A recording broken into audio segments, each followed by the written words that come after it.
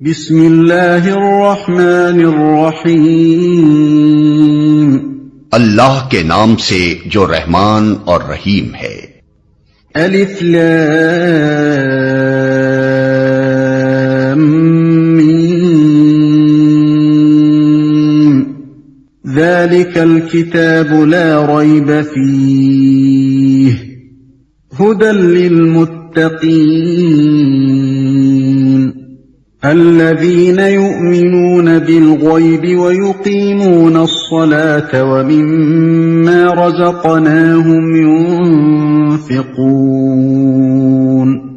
یہ اللہ کی کتاب ہے، اس میں کوئی شک نہیں ہے، ہدایت ہے ان پرہیزگاروں کے لیے جو غیب پر ایمان لاتے ہیں، نماز قائم کرتے ہیں، جو رزق ہم نے ان کو دیا ہے اس میں سے خرچ کرتے ہیں۔ الف لام میم، یہ حروف مقطعات قرآن مجید کی بعض صورتوں کے آغاز میں پائے جاتے ہیں۔ جس زمانے میں قرآن مجید نازل ہوا ہے اس دور کے اسالیب بیان میں اس طرح کے حروف مقطعات کا استعمال عام طور پر معروف تھا۔ خطیب اور شعراء دونوں اس اسلوب سے کام لیتے تھے، چنانچہ اب بھی کلام جاہلیت کے جو نمونے محفوظ ہیں ان میں اس کی مثالیں ہمیں ملتی ہیں۔ اس استعمال عام کی وجہ سے یہ مقطعات کوئی چیزتا نہ تھے جس کو بولنے والے کے سوا کوئی نہ سمجھتا ہو، بلکہ سامعین بالعموم جانتے تھے کہ ان سے مراد کیا ہے۔ یہی وجہ ہے کہ قرآن کے خلاف نبی صلی اللہ علیہ وسلم کے ہم اصل مخالفین میں سے کسی نے بھی یہ اعتراض کبھی نہیں کیا کہ یہ بے معنی حروف کیسے ہیں جو تم بعض صورتوں کی ابتدا میں بولتے ہو، اور یہی وجہ ہے کہ صحابہ کرام رضوان اللہ تعالی علیہم اجمعین سے بھی ایسی کوئی روایت منقول نہیں ہے کہ انہوں نے نبی صلی اللہ علیہ وسلم سے ان کے معنی پوچھے ہوں۔ بعد میں یہ اسلوب عربی زبان میں متروک ہوتا چلا گیا اور اس بنا پر مفسرین کے لیے ان کے معنی متعین کرنا مشکل ہو گیا، لیکن یہ ظاہر ہے کہ نہ تو ان حروف کا مفہوم سمجھنے پر قرآن سے ہدایت حاصل کرنے کا انحصار ہے، اور نہ یہی بات ہے کہ اگر کوئی شخص ان کے معنی نہ جانے گا تو اس کے راہ راست پانے میں کوئی نقص رہ جائے گا۔ لہذا ایک عام ناظر کے لیے کچھ ضروری نہیں ہے کہ وہ ان کی تحقیق میں سرگرداں ہو۔ یہ اللہ کی کتاب ہے، اس میں کوئی شک نہیں ہے۔ اس کا ایک سیدھا سادہ مطلب تو یہ ہے کہ بے شک یہ اللہ کی کتاب ہے، مگر ایک مطلب یہ بھی ہو سکتا ہے کہ یہ ایسی کتاب ہے جس میں شک کی کوئی بات نہیں ہے۔ دنیا میں جتنی کتابیں امور ما بعد طبیعت اور حقائق ما ورائے ادراک سے بحث کرتی ہیں وہ سب قیاس و گمان پر مبنی ہیں، اس لیے خود ان کے مصنف بھی اپنے بیانات کے بارے میں شک سے پاک نہیں ہو سکتے، خواہ وہ کتنے ہی یقین کا اظہار کریں۔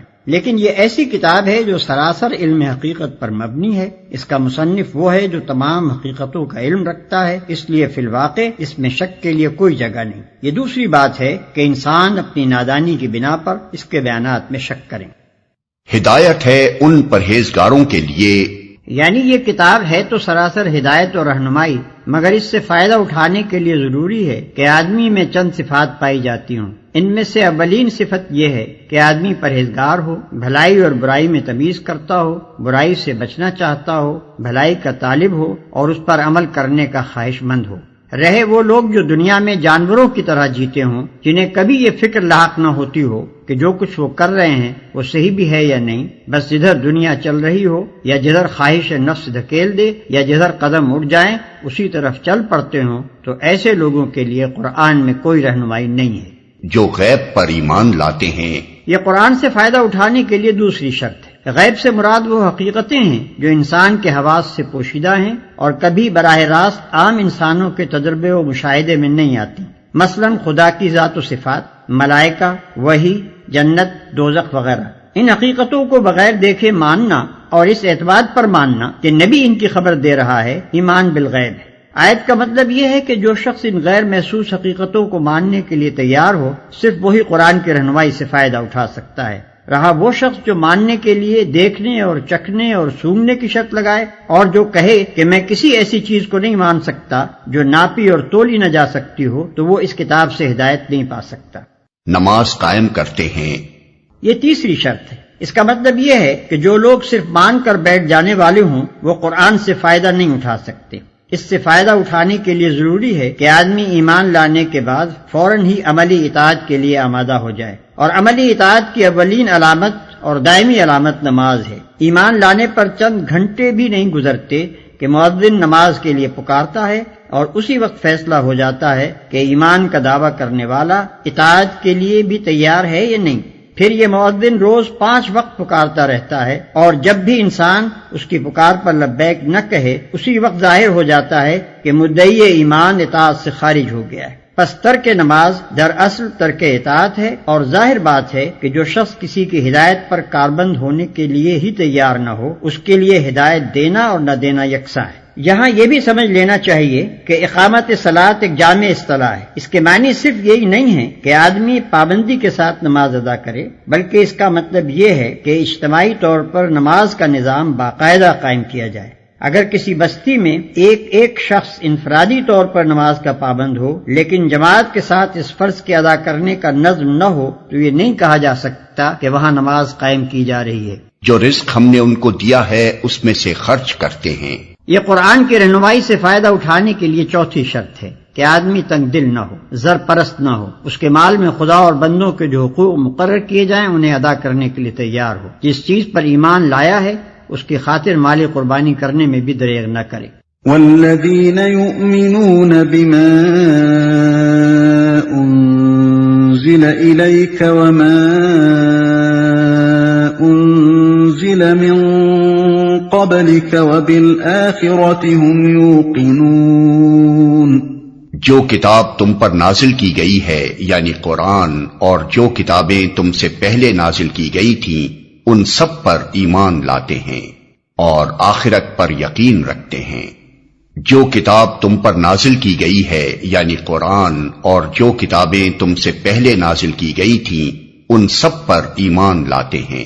یہ 5ویں شرط ہے کہ آدمی ان تمام کتابوں کو برحق تسلیم کرے جو وحی کے ذریعے سے خدا نے محمد صلی اللہ علیہ وسلم اور ان سے پہلے کے انبیاء پر مختلف زمانوں اور ملکوں میں نازل کی۔ اس شرط کی بنا پر قرآن کی ہدایت کا دروازہ ان سب لوگوں پر بند ہے جو سرے سے اس ضرورت ہی کے قائل نہ ہوں کہ انسان کو خدا کی طرف سے ہدایت ملنی چاہیے، یا اس ضرورت کے تو قائل ہوں مگر اس کے لیے وحی اور رسالت کی طرف رجوع کرنا غیر ضروری سمجھتے ہوں، اور خود کچھ نظریات قائم کر کے انہی کو خدائی ہدایت قرار دے بیٹھیں، یا آسمانی کتابوں کے بھی قائل ہوں مگر صرف اس کتاب یا ان کتابوں پر ایمان لائیں جنہیں ان کے باپ دادا مانتے چلے آئے ہیں۔ رہی اسی سرچشمے سے نکلی ہوئی دوسری ہدایات تو وہ ان کو قبول کرنے سے انکار کر دیں۔ ایسے سب لوگوں کو الگ کر کے قرآن اپنا چشمہ فیض صرف ان لوگوں کے لیے کھولتا ہے جو اپنے آپ کو خدائی ہدایت کا محتاج بھی مانتے ہوں اور یہ بھی تسلیم کرتے ہوں کہ خدا کی یہ ہدایت ہر انسان کے پاس الگ الگ نہیں آتی بلکہ انبیاء اور کتب آسمانی کے ذریعے سے ہی خلق تک پہنچتی ہے، اور پھر وہ کسی نسلی و قومی تعصب میں بھی مبتلا نہ ہوں بلکہ خالص حق کے پرستار ہوں۔ اس لیے حق جہاں جہاں جس شکل میں بھی آیا ہے اس کے آگے سر جھکا دیں اور آخرت پر یقین رکھتے ہیں۔ یہ چھٹی اور آخری شرط ہے۔ آخرت ایک جامع لفظ ہے جس کا اطلاق بہت سے عقائد کے مجموعے پر ہوتا ہے۔ اس میں حسب ذیل عقائد شامل ہیں۔ 1 یہ کہ انسان اس دنیا میں غیر ذمہ دار نہیں ہے بلکہ اپنے تمام اعمال کے لیے خدا کے سامنے جواب دہ ہے۔ 2 یہ کہ دنیا کا موجودہ نظام ابدی نہیں ہے بلکہ ایک وقت پر جس سے صرف خدا ہی جانتا ہے اس کا خاتمہ ہو جائے گا۔ 3 یہ کہ اس عالم کے خاتمے کے بعد خدا ایک دوسرا عالم بنائے گا اور اس میں پوری نوع انسانی کو جو ابتدائے آفرینش سے قیامت تک زمین پر پیدا ہوئی تھی بیک وقت دوبارہ پیدا کرے گا اور سب کو جمع کر کے ان کے اعمال کا حساب لے گا اور ہر ایک کو اس کے کیے کا پورا پورا بدلہ دے گا۔ 4 یہ کہ خدا کے اس فیصلے کی روح سے جو لوگ نیک قرار پائیں گے وہ جنت میں جائیں گے اور جو لوگ بد ٹھہریں گے وہ دوزخ میں ڈالے جائیں گے۔ 5 یہ کہ کامیابی اور ناکامی کا اصلی معیار موجودہ زندگی کی خوشحالی و بدحالی نہیں ہے بلکہ در حقیقت کامیاب انسان وہ ہے جو خدا کے آخری فیصلے میں کامیاب ٹھہرے اور ناکام وہ ہے جو وہاں ناکام ہو۔ عقائد کے اس مجموعے پر جن لوگوں کو یقین نہ ہو وہ قرآن سے کوئی فائدہ نہیں اٹھا سکتے، کیونکہ ان باتوں کا انکار تو درکنار، اگر کسی کے دل میں ان کی طرف سے شک اور تذبذب کی کیفیت بھی ہو تو وہ اس راستے پر نہیں چل سکتا جو انسانی زندگی کے لیے قرآن نے تجویز کیا ہے۔ اولئک علی ھدی من ربہم واولئک ھم المفلحون۔ ایسے لوگ اپنے رب کی طرف سے راہ راست پر ہیں اور وہی فلاح پانے والے ہیں۔ ان الذین کفروا سواء عَلَيْهِمْ أَأَنذَرْتَهُمْ أَمْ لَمْ تُنذِرْهُمْ لَا يُؤْمِنُونَ۔ جن لوگوں نے ان باتوں کو تسلیم کرنے سے انکار کر دیا ان کے لیے یکساں ہے، خواہ تم انہیں خبردار کرو یا نہ کرو، بہرحال وہ ماننے والے نہیں ہیں۔ جن لوگوں نے ان باتوں کو تسلیم کرنے سے انکار کر دیا، یعنی وہ 6 کی 6 شرطیں جن کا ذکر اوپر ہوا ہے پوری نہ کی، اور ان سب کو یا ان میں سے کسی ایک کو بھی قبول کرنے سے انکار کر دیا۔ ختم اللہ علی قلوبہم وعلی سمعہم وعلی ابصارہم غشاوہ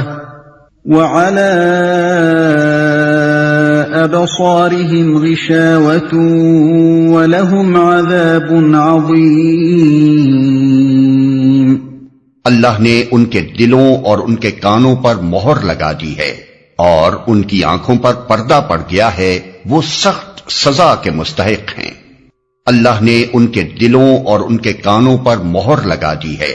اس کا مطلب یہ نہیں ہے کہ اللہ نے مہر لگا دی تھی اس لیے انہوں نے تسلیم کرنے سے انکار کیا، بلکہ مطلب یہ ہے کہ جب انہوں نے ان بنیادی امور کو رد کر دیا جن کا ذکر اوپر کیا گیا ہے، اور اپنے لیے قرآن کے پیش کردہ راستے کے خلاف دوسرا راستہ پسند کر لیا، تو اللہ نے ان کے دلوں اور کانوں پر مہر لگا دی۔ اس مہر لگنے کی کیفیت کا تجربہ ہر اس شخص کو ہوگا جسے کبھی تبلیغ کا اتفاق ہوا ہو۔ جب کوئی شخص آپ کے پیش کردہ طریقے کو جانچنے کے بعد ایک دفعہ رد کر دیتا ہے تو اس کا ذہن کچھ اس طرح مخالف سمت میں چل پڑتا ہے کہ پھر آپ کی کوئی بات اس کی سمجھ میں نہیں آتی۔ آپ کی دعوت کے لیے اس کے کان بہرے اور آپ کے طریقے کی خوبیوں کے لیے اس کی آنکھیں اندھی ہو جاتی ہیں، اور صریح طور پر محسوس ہوتا ہے کہ فی الواقع اس کے دل پر مہر لگی ہوئی ہے۔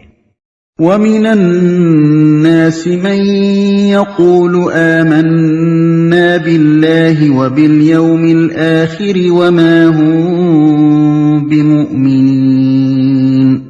بعض لوگ ایسے بھی ہیں جو کہتے ہیں ہم اللہ پر اور آخرت کے دن پر ایمان لائے ہیں، حالانکہ در حقیقت وہ مومن نہیں ہیں۔ يخادعون الله والذين آمنوا وما يخدعون إلا أنفسهم وما يشعرون۔ وہ اللہ اور ایمان لانے والوں کے ساتھ دھوکہ بازی کر رہے ہیں، مگر دراصل وہ خود اپنے آپ ہی کو دھوکے میں ڈال رہے ہیں اور انہیں اس کا شعور نہیں ہے۔ یعنی وہ اپنے آپ کو اس غلط فہمی میں مبتلا کر رہے ہیں کہ ان کی یہ منافقانہ روش ان کے لیے مفید ہوگی، حالانکہ دراصل یہ ان کو دنیا میں بھی نقصان پہنچائے گی اور آخرت میں بھی۔ دنیا میں ایک منافق چند روز کے لیے تو لوگوں کو دھوکہ دے سکتا ہے، مگر ہمیشہ اس کا دھوکہ نہیں چل سکتا۔ آخر کار اس کی منافقت کا راز فاش ہو کر رہتا ہے، اور پھر معاشرے میں اس کی کوئی ساکھ باقی نہیں رہتی۔ رہی آخرت تو وہاں ایمان کا زبانی دعویٰ کوئی قیمت نہیں رکھتا اگر عمل اس کے خلاف ہو۔ فی قلوبہم مرض فزادهم اللہ مرضا ولہم عذاب علیم بما كانوا یکذبون۔ ان کے دلوں میں ایک بیماری ہے جسے اللہ نے اور زیادہ بڑھا دیا ہے، اور جو جھوٹ وہ بولتے ہیں اس کی پاداش میں ان کے لیے دردناک سزا ہے۔ ان کے دلوں میں ایک بیماری ہے جسے اللہ نے اور زیادہ بڑھا دیا ہے۔ بیماری سے مراد منافقت کی بیماری ہے، اور اللہ کے نزدیک اس بیماری میں اضافہ کرنے کا مطلب یہ ہے کہ وہ منافقین کو ان کے نفاق کی سزا فوراً نہیں دیتا بلکہ انہیں ڈھیل دیتا ہے، اور اس ڈھیل کا نتیجہ یہ ہوتا ہے کہ منافق لوگ اپنی چالوں کو بظاہر کامیاب ہوتے دیکھ کر اور زیادہ مکمل منافق بنتے چلے جاتے ہیں۔ وَإِذَا قِيلَ لَهُمْ لَا تُفْسِدُوا فِي الْأَرْضِ قَالُوا إِنَّمَا نَحْنُ مُصْلِحُونَ۔ جب کبھی ان سے کہا گیا کہ زمین میں فساد برپا نہ کرو تو انہوں نے یہی کہا کہ ہم تو اصلاح کرنے والے ہیں۔ أَلَا إِنَّهُمْ هُمُ الْمُفْسِدُونَ وَلَكِنْ لَا يَشْعُرُونَ۔ خبردار، حقیقت میں یہی لوگ مفسد ہیں مگر انہیں شعور نہیں ہے۔ وَإِذَا قِيلَ لَهُمْ آمِنُوا كَمَا آمَنَ النَّاسُ قَالُوا أَنُؤْمِنُ كَمَا السفهاء ألا إنهم هم السفهاء ولكن لا يعلمون۔ اور جب ان سے کہا گیا کہ جس طرح دوسرے لوگ ایمان لائے ہیں اسی طرح تم بھی ایمان لاؤ، تو انہوں نے یہی جواب دیا کیا ہم بے وقوفوں کی طرح ایمان لائیں؟ خبردار، حقیقت میں تو یہ خود بے وقوف ہیں مگر یہ جانتے نہیں ہیں۔ اور جب ان سے کہا گیا کہ جس طرح دوسرے لوگ ایمان لائے ہیں اسی طرح تم بھی ایمان لاؤ، یعنی جس طرح تمہاری قوم کے دوسرے لوگ سچائی اور خلوص کے ساتھ مسلمان ہوئے ہیں، اسی طرح تم بھی اگر اسلام قبول کرتے ہو تو ایمانداری کے ساتھ سچے دل سے قبول کرو۔ تو انہوں نے یہی جواب دیا کیا ہم بے وقوفوں کی طرح ایمان لائیں؟ وہ اپنے نزدیک ان لوگوں کو بیوقوف سمجھتے تھے جو سچائی کے ساتھ اسلام قبول کر کے اپنے آپ کو تکلیفوں اور مشقتوں اور خطرات میں مبتلا کر رہے تھے۔ ان کی رائے میں یہ سراسر احمقانہ فعل تھا کہ محض حق اور راستے کی خاطر تمام ملک کی دشمنی مول لے لی جائے۔ ان کے خیال میں عقل مندی یہ تھی کہ آدمی حق اور باطل کی بحث میں نہ پڑے بلکہ ہر معاملے میں صرف اپنے مفاد کو دیکھے۔ وَإِذَا لَقُوا الَّذِينَ آمَنُوا قَالُوا آمَنَّا وَإِذَا خَلَوْا إِلَى شَيَاطِينِهِمْ قَالُوا إِنَّا مَعَكُمْ إِنَّمَا نَحْنُ مُسْتَهْزِئُونَ۔ جب یہ اہل ایمان سے ملتے ہیں تو کہتے ہیں کہ ہم ایمان لائے ہیں، اور جب علیحدگی میں اپنے شیطانوں سے ملتے ہیں تو کہتے ہیں کہ اصل میں تو ہم تمہارے ساتھ ہیں اور ان لوگوں سے محض مذاق کر رہے ہیں۔ اور جب علیحدگی میں اپنے شیطانوں سے ملتے ہیں، شیطان عربی زبان میں سرکش، متبرد اور شوریدہ سر کو کہتے ہیں۔ انسان اور جن دونوں کے لیے یہ لفظ مستعمل ہوتا ہے۔ اگرچہ قرآن میں یہ لفظ زیادہ تر شیاطین جن کے لیے آیا ہے، لیکن بعض مقامات پر شیطان صفت انسانوں کے لیے بھی استعمال کیا گیا ہے، اور سیاق و سباق سے بآسانی معلوم ہو جاتا ہے کہ کہاں شیطان سے انسان مراد ہیں اور کہاں جن۔ اس مقام پر شیاطین کا لفظ ان بڑے بڑے سرداروں کے لیے استعمال ہوا ہے جو اس وقت اسلام کی مخالفت میں پیش تھے۔ اللہ یستہزئ بہم ویمدہم فی طغیانہم یعمہون۔ اللہ ان سے مذاق کر رہا ہے، وہ ان کی رسی دراز کیے جاتا ہے اور یہ اپنی سرکشی میں اندھوں کی طرح بھٹکتے چلے جاتے ہیں۔ اولئک الذین اشتروا الضلالة بالہدى فما ربحت تجارتهم وما كانوا مہتدین۔ یہ وہ لوگ ہیں جنہوں نے ہدایت کے بدلے گمراہی خرید لی ہے، مگر یہ سودا ان کے لیے نفع بخش نہیں ہے اور یہ ہرگز صحیح راستے پر نہیں ہیں۔ مثلهم كمثل الذي استوقد نارا فلما أضاءت ما حوله ذهب الله بنورهم وتركهم في ظلمات لا يبصرون۔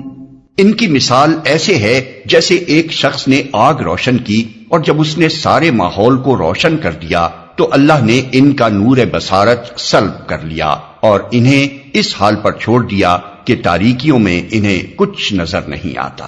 مطلب یہ ہے کہ جب ایک اللہ کے بندے نے روشنی پھیلائی اور حق کو باطل سے، صحیح کو غلط سے، راہ راست کو گمراہیوں سے چھانٹ کر بالکل نمایاں کر دیا، تو جو لوگ دیدہ بینا رکھتے تھے ان پر تو ساری حقیقتیں روشن ہو گئیں، مگر یہ منافق جو نفس پرستی میں اندھے ہو رہے تھے ان کو اس روشنی میں کچھ نظر نہ آیا۔ اللہ نے نور بصارت سلب کر لیا کہ الفاظ سے کسی کو یہ غلط فہمی نہ ہو کہ ان کے تاریکی میں بھٹکنے کی ذمہ داری خود ان پر نہیں ہے۔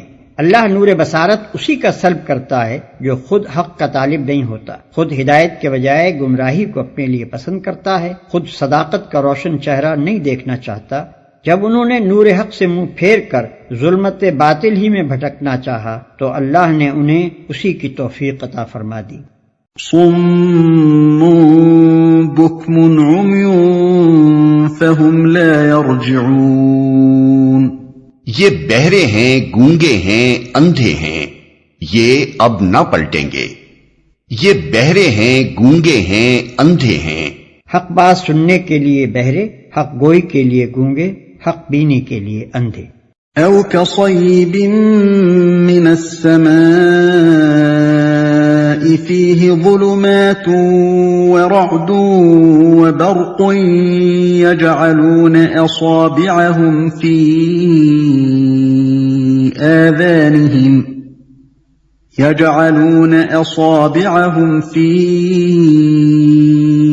آذانهم من الصواعق حذر الموت والله محيط بالكافرين۔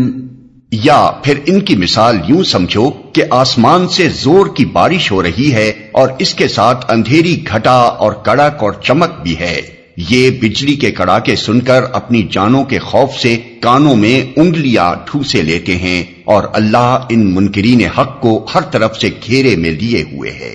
یعنی کانوں میں انگلیاں ٹھوس کر وہ اپنے آپ کو کچھ دیر کے لیے اس غلط فہمی میں تو ڈال سکتے ہیں کہ ہلاکت سے بچ جائیں گے، مگر فی الواقع اس طرح وہ بچ نہیں سکتے، کیونکہ اللہ اپنی تمام طاقتوں کے ساتھ ان پر محیط ہے۔ يكاد البرق يخطف أبصارهم كلما أضاء لهم مشوا فيه وإذا أظلم عليهم قاموا ولو شاء الله لذهب بسمعهم وأبصارهم ان اللہ علی کل شیء قدیر۔ چمک سے ان کی حالت یہ ہو رہی ہے گویا عنقریب بجلی ان کی بصارت اچک لے جائے گی۔ جب ذرا کچھ روشنی انہیں محسوس ہوتی ہے تو اس میں کچھ دور چل لیتے ہیں، اور جب ان پر اندھیرا چھا جاتا ہے تو کھڑے ہو جاتے ہیں۔ اللہ چاہتا تو ان کی سماعت اور بصارت بالکل ہی سلب کر لیتا، یقیناً وہ ہر چیز پر قادر ہے۔ چمک سے ان کی حالت یہ ہو رہی ہے گویا عنقریب بجلی ان کی بصارت اچک لے جائے گی۔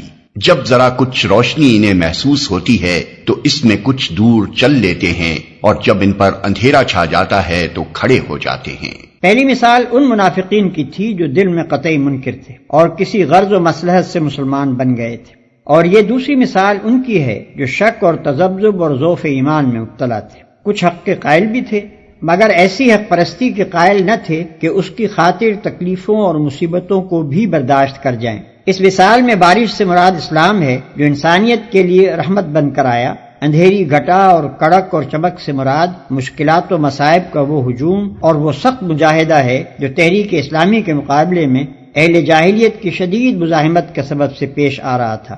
مثال کے آخری حصے میں ان منافقین کی اس کیفیت کا نقشہ کھینچا گیا ہے کہ جب معاملہ ذرا سہل ہوتا ہے تو یہ چل پڑتے ہیں، اور جب مشکلات کے دل بادل چھانے لگتے ہیں یا ایسے احکام دیے جاتے ہیں جن سے ان کی خواہشات نفس اور ان کے تعصبات جاہلیت پر ضرب پڑتی ہے تو ٹھٹک کر کھڑے ہو جاتے ہیں۔ اللہ چاہتا تو ان کی سماعت اور بصارت بالکل ہی سلب کر لیتا۔ یعنی جس طرح پہلی قسم کے منافقین کا نور بصارت اس نے بالکل سلب کر لیا، اسی طرح اللہ ان کو بھی حق کے لیے اندھا بہرا بنا سکتا تھا، مگر اللہ کا یہ قاعدہ نہیں ہے کہ جو کسی حد تک دیکھنا اور سننا چاہتا ہو اسے اتنا بھی نہ دیکھنے سننے دے۔ جس قدر حق دیکھنے اور حق سننے کے لیے یہ تیار تھے، اسی قدر سماعت و بصارت اللہ نے ان کے پاس رہنے دی۔ یا ایھا الناس اعبدوا ربکم الذی خلقکم والذین من قبلکم لعلکم تتقون۔ لوگو، بندگی اختیار کرو اپنے اس رب کی جو تمہارا اور تم سے پہلے جو ہو گزرے ہیں ان سب کا خالق ہے۔ تمہارے بچنے کی توقع اسی صورت سے ہو سکتی ہے۔ لوگو، اگرچہ قرآن کی دعوت تمام انسانوں کے لیے عام ہے، مگر اس دعوت سے فائدہ اٹھانا یا نہ اٹھانا لوگوں کی اپنی آمادگی پر اور اس آمادگی کے مطابق اللہ کی توفیق پر منحصر ہے۔ لہذا پہلے انسانوں کے درمیان فرق کر کے واضح کر دیا گیا کہ کس قسم کے لوگ اس کتاب کی رہنمائی سے فائدہ اٹھا سکتے ہیں اور کس قسم کے نہیں اٹھا سکتے۔ اس کے بعد اب تمام نوع انسانی کے سامنے وہ اصل بات پیش کی جاتی ہے جس کی طرف بلانے کے لیے قرآن آیا ہے۔ تمہارے بچنے کی توقع، یعنی دنیا میں غلط بینی و غلط کاری سے اور آخرت میں خدا کے عذاب سے بچنے کی توقع۔ الذي جعل لكم الأرض فراشا والسماء بناء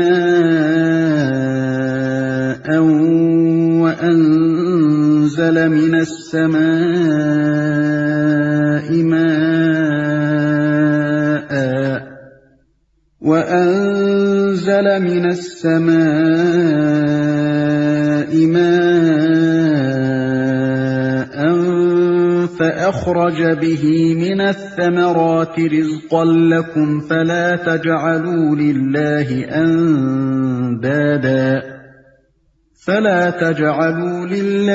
أندادا وأنتم تعلمون۔ وہی تو ہے جس نے تمہارے لیے زمین کا فرش بچھایا، آسمان کی چھت بنائی، اوپر سے پانی برسایا اور اس کے ذریعے سے ہر طرح کی پیداوار نکال کر تمہارے لیے رزق بہم پہنچایا۔ پس جب تم یہ جانتے ہو تو دوسروں کو اللہ کے مد مقابل نہ ٹھہراؤ۔ یعنی جب تم خود بھی اس بات کے قائل ہو اور تمہیں معلوم ہے کہ یہ سارے کام اللہ ہی کے ہیں تو پھر تمہاری بندگی اسی کے لیے خاص ہونی چاہیے۔ دوسرا کون اس کا حقدار ہو سکتا ہے کہ تم اس کی بندگی بجا لاؤ؟ دوسروں کو اللہ کا مد مقابل ٹھہرانے سے مراد یہ ہے کہ بندگی و عبادت کی مختلف اقسام میں سے کسی قسم کا رویہ خدا کے سوا دوسروں کے ساتھ برتا جائے۔ آگے چل کر خود قرآن ہی سے تفصیل کے ساتھ معلوم ہو جائے گا کہ عبادت کی وہ اقسام کون کون سی ہیں جنہیں صرف اللہ کے لیے مخصوص ہونا چاہیے اور جن میں دوسروں کو شریک ٹھہرانا وہ شرک ہے جسے روکنے کے لیے قرآن آیا ہے۔ وَإِن كُنتُمْ فِي رَيْبٍ مِّمَّا نَزَّلْنَا عَلَىٰ عَبْدِنَا فَأْتُوا بِسُورَةٍ مِّن مِّثْلِهِ وَادْعُوا شُهَدَاءَكُم مِّن دُونِ اللَّهِ إِن كُنتُمْ صَادِقِينَ۔ اور اگر تمہیں اس امر میں شک ہے کہ یہ کتاب جو ہم نے اپنے بندے پر اتاری ہے یہ ہماری ہے یا نہیں تو اس کے مانند ایک ہی صورت بنا لاؤ، اپنے سارے ہم نواؤں کو بلا لو، ایک اللہ کو چھوڑ کر باقی جس جس کی چاہو مدد لے لو، اگر تم سچے ہو تو یہ کام کر کے دکھاؤ۔ اس سے پہلے مکے میں کئی بار یہ چیلنج دیا جا چکا تھا کہ اگر تم اس قرآن کو انسان کی تصنیف سمجھتے ہو تو اس کے مانند کوئی کلام تصنیف کر کے دکھاؤ۔ اب مدینے پہنچ کر پھر اس کا اعادہ کیا جا رہا ہے۔ فَإِن لَّمْ تَفْعَلُوا وَلَن تَفْعَلُوا فَاتَّقُوا النَّارَ الَّتِي وَقُودُهَا النَّاسُ وَالْحِجَارَةُ أُعِدَّتْ لِلْكَافِرِينَ۔ لیکن اگر تم نے ایسا نہ کیا اور یقیناً کبھی نہیں کر سکتے تو ڈرو اس آگ سے جس کا ایندھن بنیں گے انسان اور پتھر، جو مہیا کی گئی ہے منکرین حق کے لیے، جس کا ایندھن بنیں گے انسان اور پتھر۔ اس میں یہ لطیف اشارہ ہے کہ وہاں صرف تم ہی دوزخ کا ایندھن نہ بنو گے بلکہ تمہارے وہ بت بھی وہاں تمہارے ساتھ ہی موجود ہوں گے جنہیں تم نے اپنا معبود و مسجود بنا رکھا ہے۔ اس وقت تمہیں خود ہی معلوم ہو جائے گا کہ خدائی میں یہ کتنا دخل رکھتے تھے۔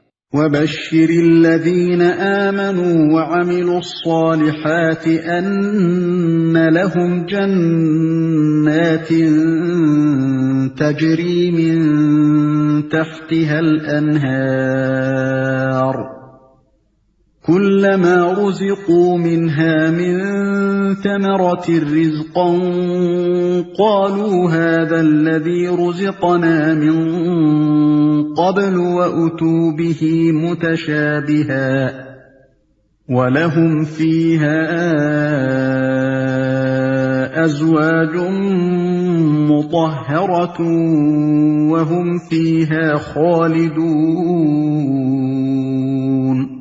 اور اے پیغمبر، جو لوگ اس کتاب پر ایمان لے آئیں اور اس کے مطابق اپنے عمل درست کر لیں انہیں خوشخبری دے دو کہ ان کے لیے ایسے باغ ہیں جن کے نیچے نہریں بہتی ہوں گی، ان باغوں کے پھل صورت میں دنیا کے پھلوں سے ملتے جلتے ہوں گے، جب کوئی پھل انہیں کھانے کو دیا جائے گا تو وہ کہیں گے کہ ایسے ہی پھل اس سے پہلے دنیا میں ہم کو دیے جاتے تھے۔ ان کے لیے وہاں پاکیزہ بیویاں ہوں گی اور وہ وہاں ہمیشہ رہیں گے۔ جب کوئی پھل انہیں کھانے کو دیا جائے گا تو وہ کہیں گے کہ ایسے ہی پھل اس سے پہلے دنیا میں ہم کو دیے جاتے تھے۔ یعنی نرالے اور اجنبی پھل نہ ہوں گے جن سے وہ نامانوس ہوں، شکل میں انہی پھلوں سے ملتے جلتے ہوں گے جن سے وہ دنیا میں آشنا تھے، البتہ لذت میں وہ ان سے بدرجہ زیادہ بڑھے ہوئے ہوں گے۔ دیکھنے میں مثلاً آم اور انار اور سنترے ہی ہوں گے۔ اہل جنت ہر پھل کو دیکھ کر پہچان لیں گے کہ یہ آم ہے اور یہ انار ہے اور یہ سنترا، مگر مزے میں دنیا کے آموں اور اناروں اور سنتروں کو ان سے کوئی نسبت نہ ہوگی۔ ان کے لیے وہاں پاکیزہ بیویاں ہوں گی۔ عربی متن میں ازواج کا لفظ استعمال ہوا ہے جس کے معنی ہیں جوڑے، اور یہ لفظ شوہر اور بیوی دونوں کے لیے استعمال ہوتا ہے۔ شوہر کے لیے بیوی زوج ہے اور بیوی کے لیے شوہر زوج، مگر وہاں یہ ازواج پاکیزگی کی صفت کے ساتھ ہوں گے۔ اگر دنیا میں کوئی مرد نیک ہے اور اس کی بیوی نیک نہیں ہے تو آخرت میں ان کا رشتہ کٹ جائے گا اور اس نیک مرد کو کوئی دوسری نیک بیوی دے دی جائے گی۔ اگر یہاں کوئی عورت نیک ہے اور اس کا شوہر بد تو وہاں وہ اس برے شوہر کی صحبت سے خلاصی پا جائے گی اور کوئی نیک مرد اس کا شریک زندگی بنا دیا جائے گا۔ اور اگر یہاں کوئی شوہر اور بیوی دونوں نیک ہیں تو وہاں ان کا یہی رشتہ ابدی و سرمدی ہو جائے گا۔ ان اللہ لا يستحيي ان يضرب مثلا ما بعوضة فما فوقها فأما الذين آمنوا فيعلمون أنه الحق من ربهم وأما الذين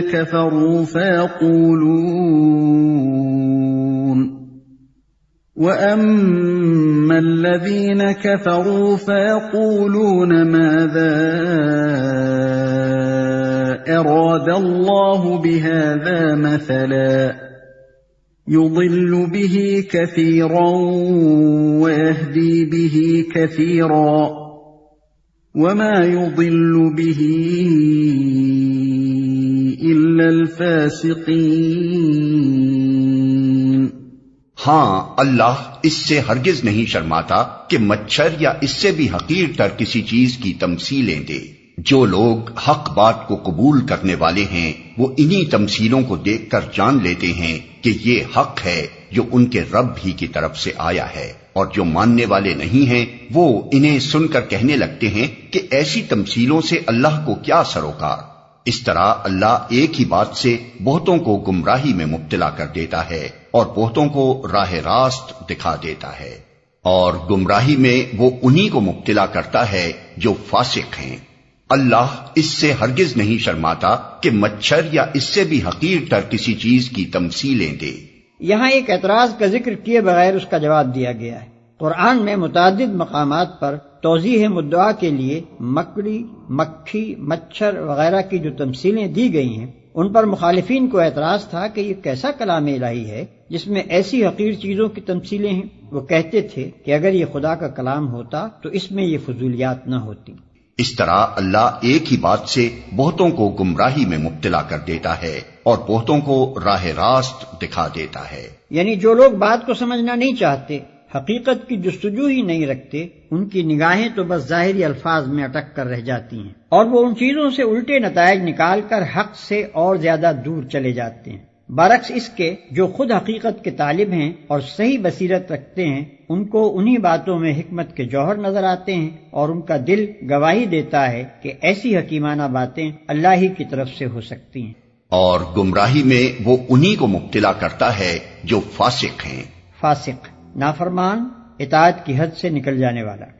الذين ينقضون عهد الله من بعد ميثاقه ويقطعون ما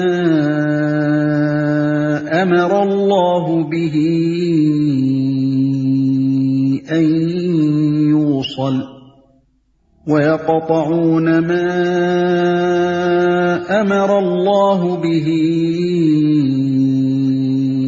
أن يوصل ويفسدون في الأرض أولئك فأولئك هم الخاسرون۔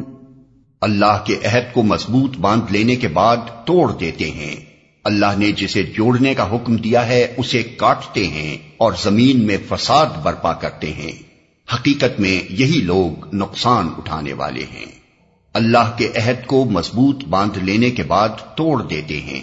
بادشاہ اپنے ملازموں اور رعایا کے نام جو فرمان یا ہدایات جاری کرتا ہے ان کو عربی محاورے میں عہد سے تعبیر کیا جاتا ہے، کیونکہ ان کی تعمیل رعایا پر واجب ہوتی ہے۔ یہاں عہد کا لفظ اسی معنی میں استعمال ہوا ہے۔ اللہ کے عہد سے مراد اس کا وہ مستقل فرمان ہے جس کی روح سے تمام نوع انسانی صرف اسی کی بندگی، اطاعت اور پرستش کرنے پر مامور ہے۔ مضبوط باندھ لینے کے بعد سے اشارہ اس طرف ہے کہ آدم کی تخلیق کے وقت تمام نوع انسانی سے اس فرمان کی پابندی کا اقرار لے لیا گیا تھا۔ سورہ اعراف آیت 172 میں اس عہد و اقرار پر نسبتاً زیادہ تفصیل کے ساتھ روشنی ڈالی گئی ہے۔ اللہ نے جسے جوڑنے کا حکم دیا ہے اسے کاٹتے ہیں، یعنی جن روابط کے قیام اور استحکام پر انسان کی اجتماعی و انفرادی فلاح کا انحصار ہے اور جنہیں درست رکھنے کا اللہ نے حکم دیا ہے ان پر یہ لوگ تیشہ چلاتے ہیں۔ اس مختصر سے جملے میں اس قدر وسعت ہے کہ انسانی تمدن و اخلاق کی پوری دنیا پر جو دو آدمیوں کے تعلق سے لے کر عالمگیر بین الاقوامی تعلقات تک پھیلی ہوئی ہے، صرف یہی ایک جملہ حاوی ہو جاتا ہے۔ روابط کو کاٹنے سے مراد محض تعلقات انسانی کا انقطاع ہی نہیں ہے، بلکہ تعلقات کی صحیح اور جائز صورتوں کے سوا جو صورتیں بھی اختیار کی جائیں گی وہ سب اسی ذیل میں آ جائیں گی، کیونکہ ناجائز اور غلط روابط کا انجام وہی ہے جو قطع روابط کا ہے، یعنی بین الانسانی معاملات کی خرابی اور نظام اخلاق و تمدن کی بربادی، اور زمین میں فساد برپا کرتے ہیں۔ ان تین جملوں میں فسق اور فاسق کی مکمل تعریف بیان کر دی گئی ہے۔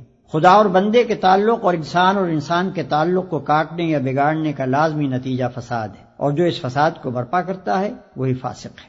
كيف تكفرون بالله وكنتم أمواتا فأحياكم ثم يميتكم ثم يحييكم ثم إليه ترجعون۔ تم اللہ کے ساتھ کفر کا رویہ کیسے اختیار کرتے ہو حالانکہ تم بے جان تھے، اس نے تم کو زندگی عطا کی، پھر وہی تمہاری جان سلب کرے گا، پھر وہی تمہیں دوبارہ زندگی عطا کرے گا، پھر اسی کی طرف تمہیں پلٹ کر جانا ہے۔ هو الذي خلق لكم ما في الأرض جميعا ثم استوى إلى السماء فسواهن 7 سماوات وهو بكل شيء عليم۔ وہی تو ہے جس نے تمہارے لیے زمین کی ساری چیزیں پیدا کی، پھر اوپر کی طرف توجہ فرمائی اور 7 آسمان استوار کیے، اور وہ ہر چیز کا علم رکھنے والا ہے، اور 7 آسمان استوار کیے۔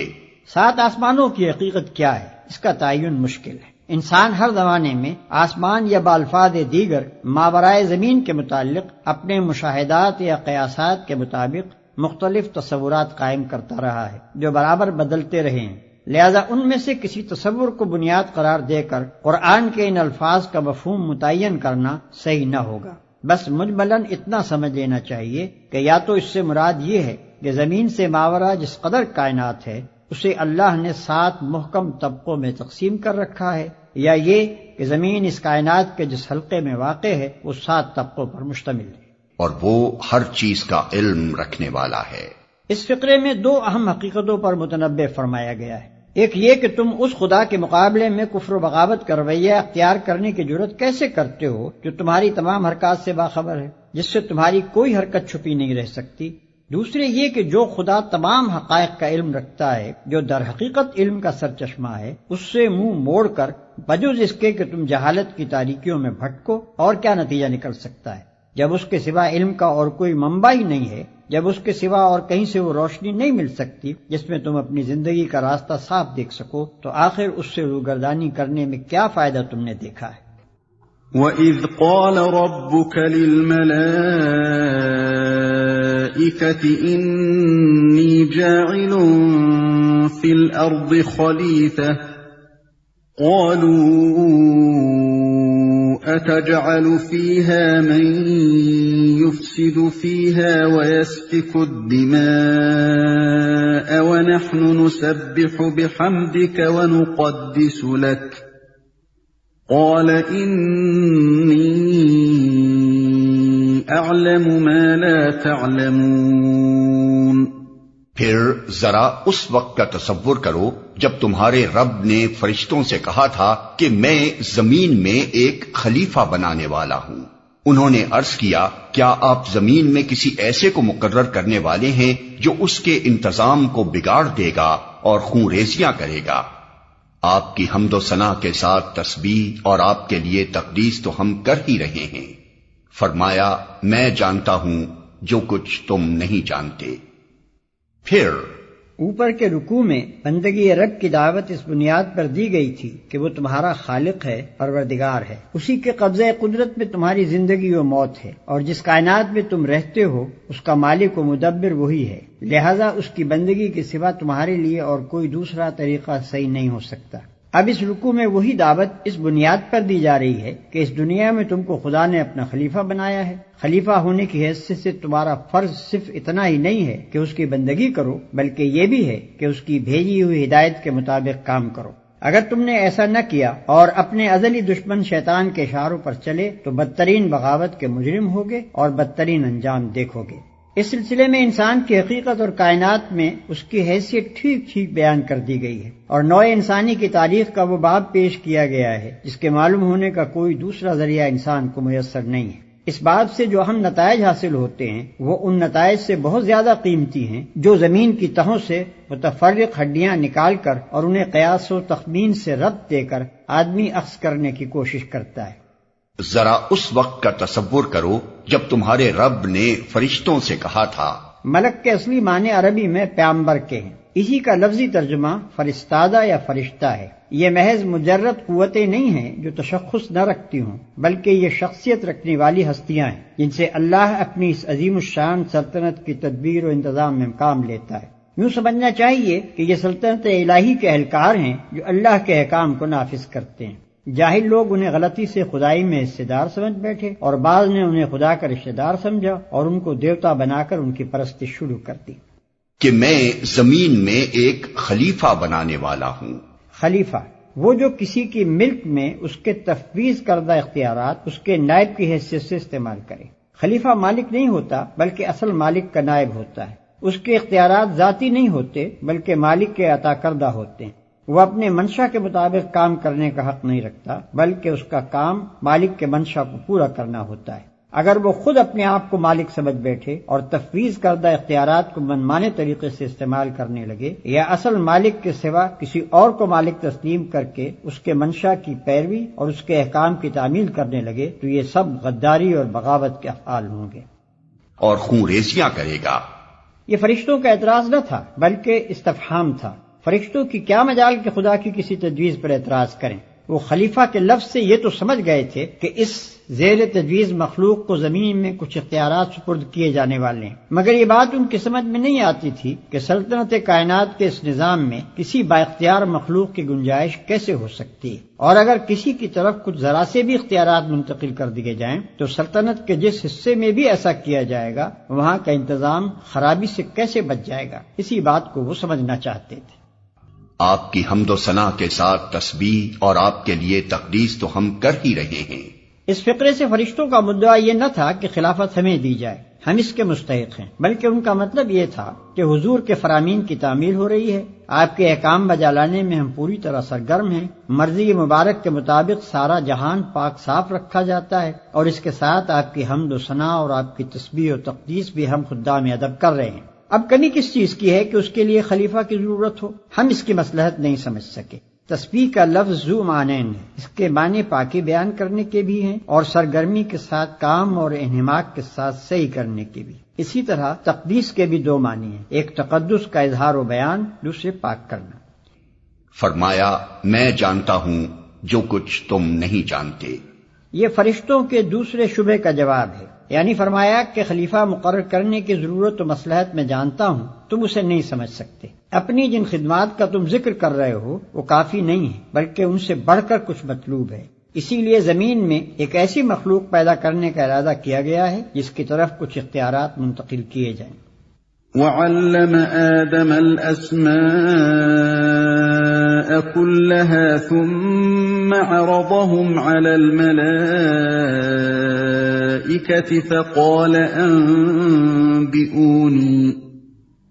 فقال أنبئوني بأسماء هؤلاء إن كنتم صادقين۔ اس کے بعد اللہ نے آدم کو ساری چیزوں کے نام سکھائے، پھر انہیں فرشتوں کے سامنے پیش کیا اور فرمایا اگر تمہارا خیال صحیح ہے کہ کسی خلیفہ کے تقرر سے انتظام بگڑ جائے گا تو ذرا ان چیزوں کے نام بتاؤ۔ اس کے بعد اللہ نے آدم کو ساری چیزوں کے نام سکھائے۔ انسان کے علم کی صورت دراصل یہی ہے کہ وہ ناموں کے ذریعے سے اشیاء کے علم کو اپنے ذہن کی گرفت میں لاتا ہے، لہذا انسان کی تمام معلومات دراصل اسماء اشیاء پر مشتمل ہیں۔ آدم کو سارے نام سکھانا گویا ان کو تمام اشیاء کا علم دینا تھا۔ قالوا سبحانك لا علم لنا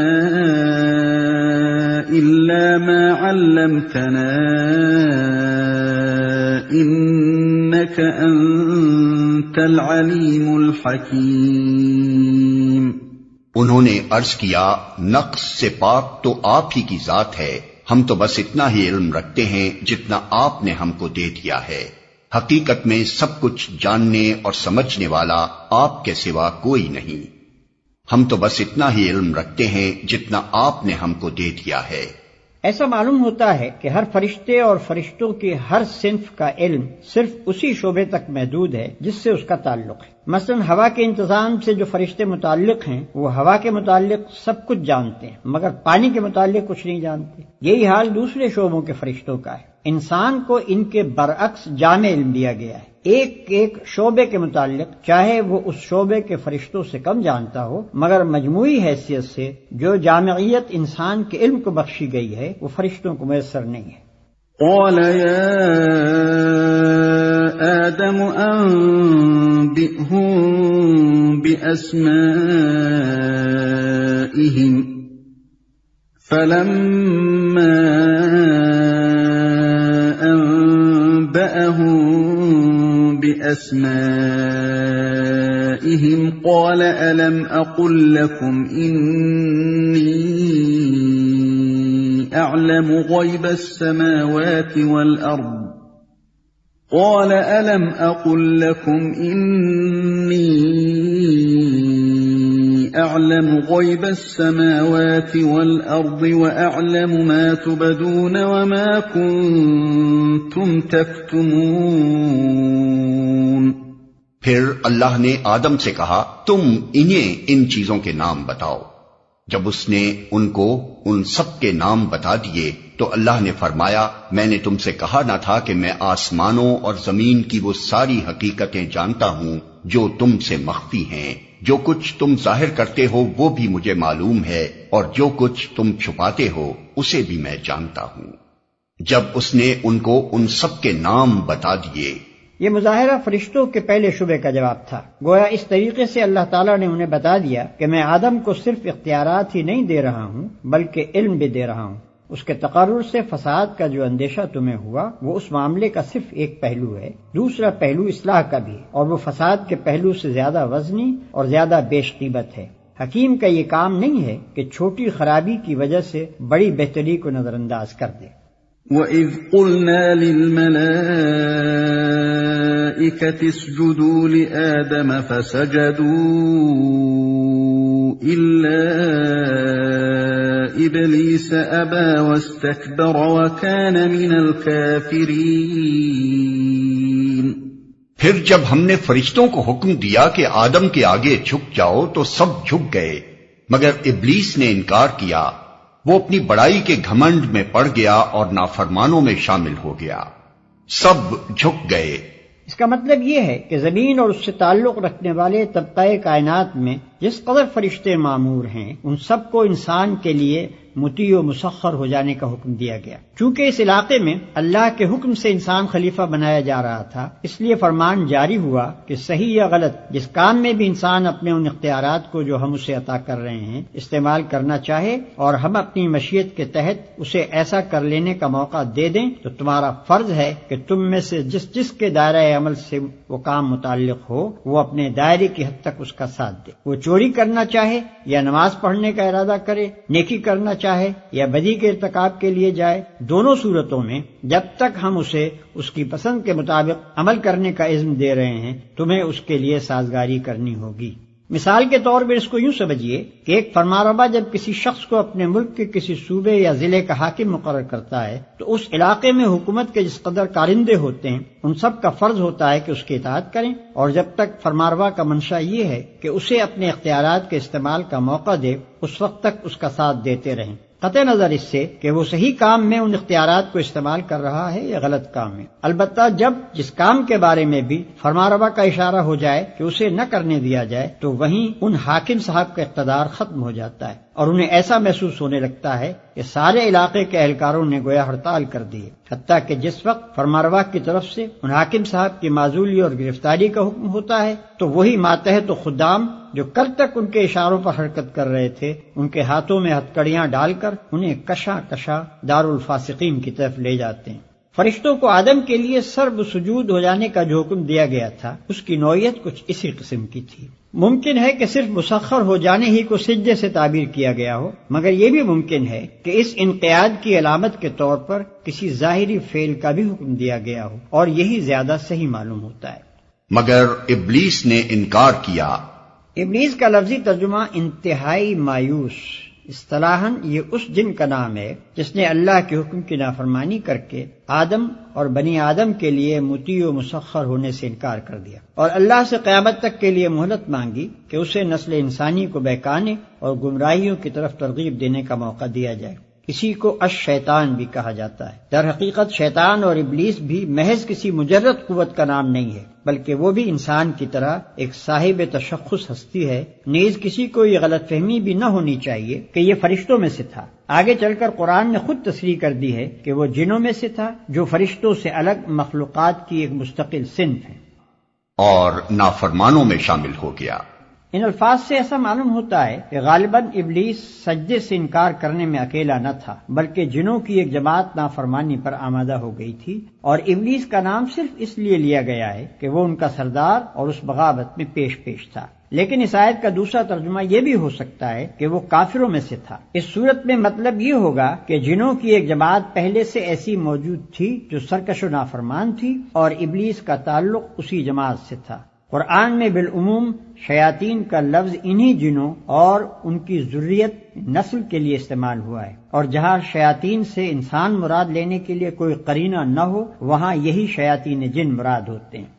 وَقُلْنَا يَا آدَمُ اسْكُنْ أَنْتَ وَزَوْجُكَ الْجَنَّةَ وَكُلَا مِنْهَا رَغَدًا حَيْثُ شِئْتُمَا ولا تقربا هذه الشجرة فتكونا من الظالمين۔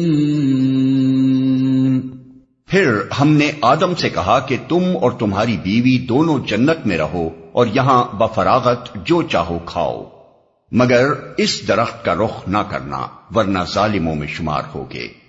اس درخت کا رخ نہ کرنا۔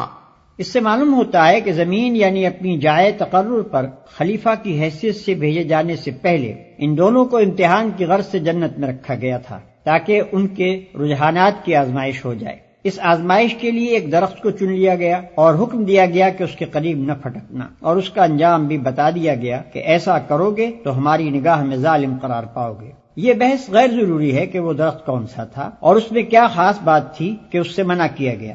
منع کرنے کی وجہ یہ نہ تھی کہ اس درخت کی خاصیت میں کوئی خرابی تھی اور اس سے آدم و حوا کو نقصان پہنچنے کا خطرہ تھا، اصل غرض اس بات کی آزمائش تھی کہ یہ شیطان کی ترغیبات کے مقابلے میں کس حد تک حکم کی پیروی پر قائم رہتے ہیں۔ اس مقصد کے لیے کسی ایک چیز کا منتخب کر لینا کافی تھا، اسی لیے اللہ نے درخت کے نام اور اس کی خاصیت کا کوئی ذکر نہیں فرمایا۔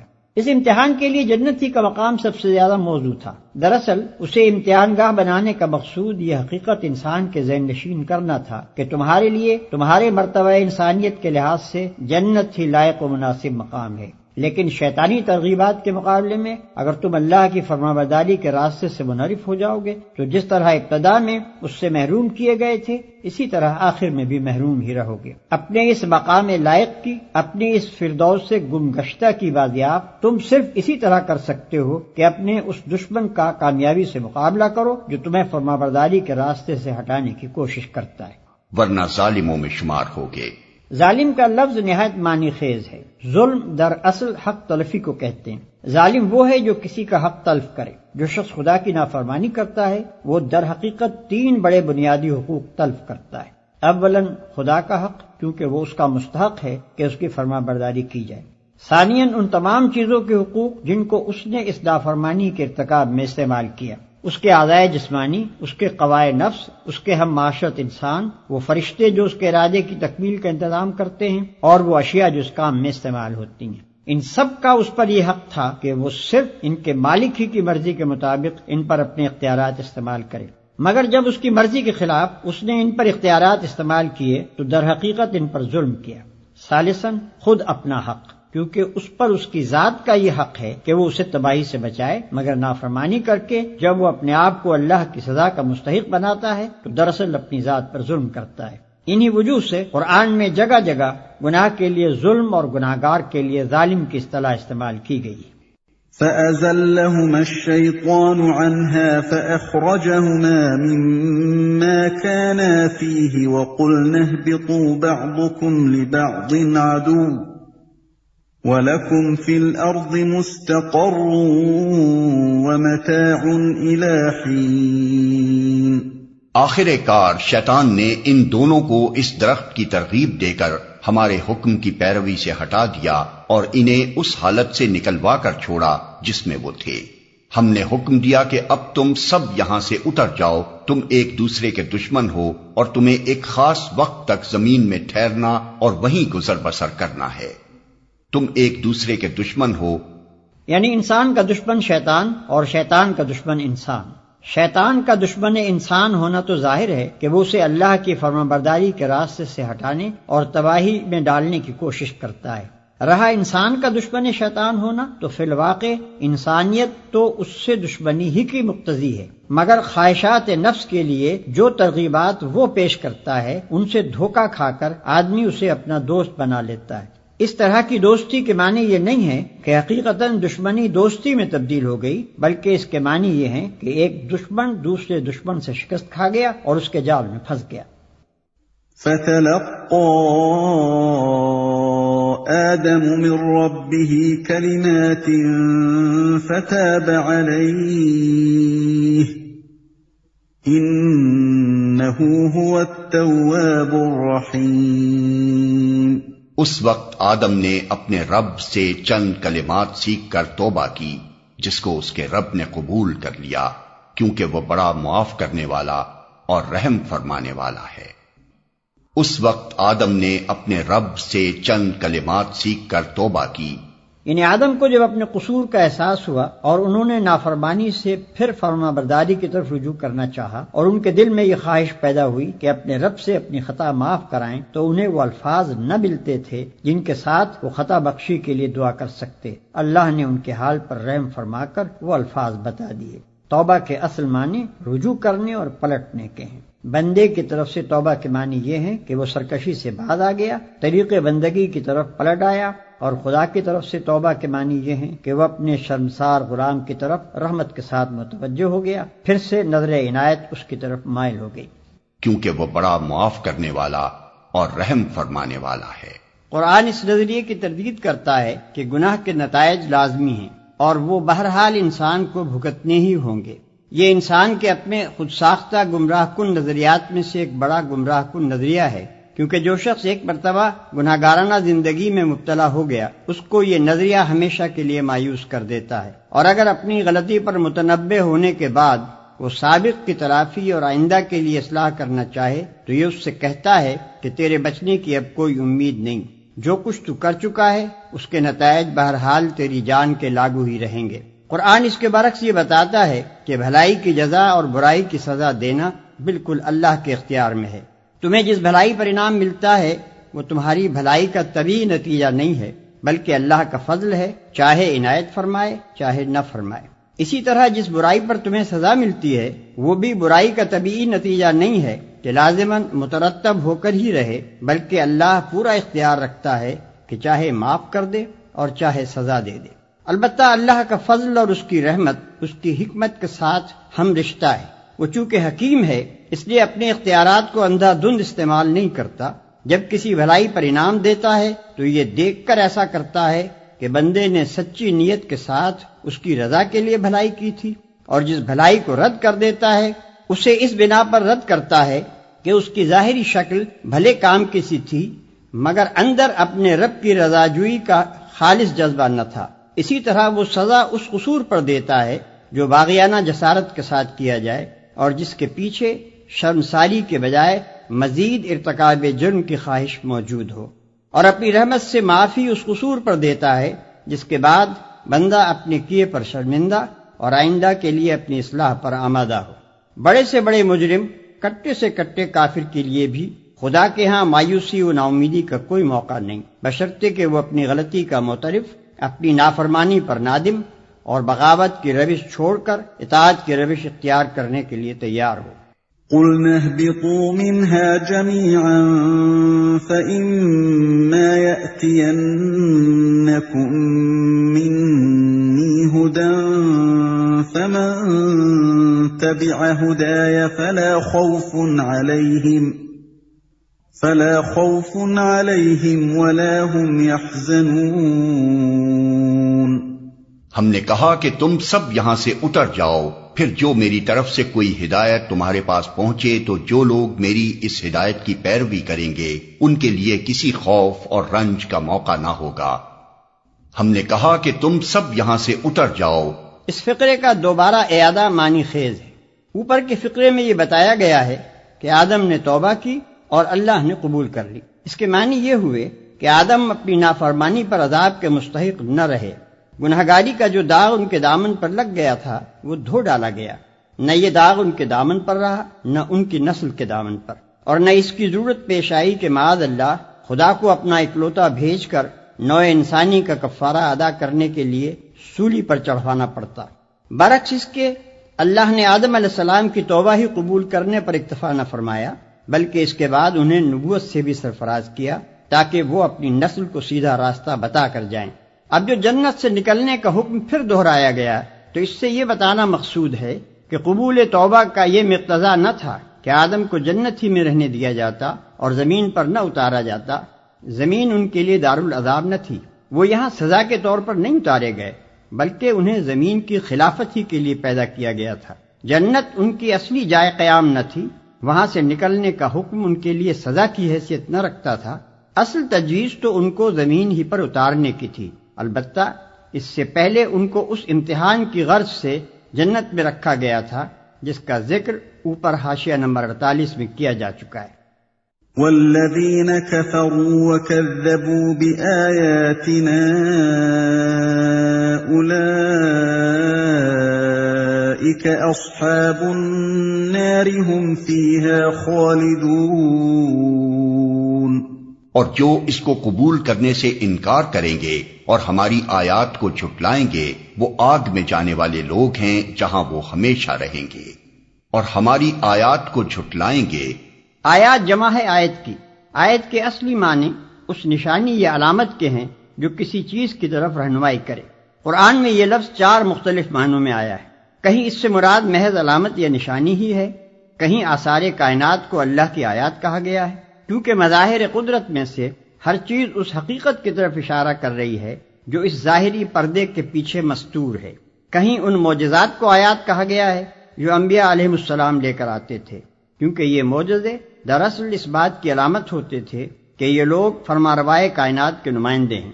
کہیں کتاب اللہ کے فقروں کو آیات کہا گیا ہے کیونکہ وہ نہ صرف حق اور صداقت کی طرف رہنمائی کرتے ہیں بلکہ فی الحقیقت اللہ کی طرف سے جو کتاب بھی آتی ہے اس کے محض مضامین ہی میں نہیں، اس کے الفاظ اور انداز بیان اور طرز عبارت تک میں اس کے جلیل القدر مصنف کی شخصیت کے آثار نمایاں طور پر محسوس ہوتے ہیں۔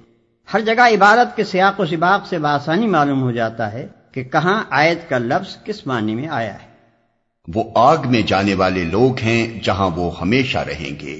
یہ نسل انسانی کے حق میں ابتدائے آفرینش سے قیامت تک کے لیے اللہ کا مستقل فرمان ہے، اور اسی کو تیسرے رکوع میں اللہ کے عہد سے تعبیر کیا گیا ہے۔ انسان کا کام خود راستہ تجویز کرنا نہیں ہے، بلکہ بندہ اور خلیفہ ہونے کی دوگنا حیثیتوں کے لحاظ سے وہ اس پر مامور ہے کہ اس راستے کی پیروی کرے جو اس کا رب اس کے لیے تجویز کرے۔ اور اس راستے کے معلوم ہونے کی دو ہی صورتیں ہیں، یا تو کسی انسان کے پاس براہ راست اللہ کی طرف سے وحی آئے، یا پھر وہ اس انسان کا اتباع کرے جس کے پاس وحی آئی ہو۔ کوئی تیسری صورت یہ معلوم ہونے کی نہیں ہے کہ رب کی رضا کس راہ میں ہے۔ ان دو صورتوں کے ماسوا ہر صورت غلط ہے، بلکہ غلط ہی نہیں، سراسر بغاوت بھی ہے، جس کی سزا جہنم کے سوا اور کچھ نہیں۔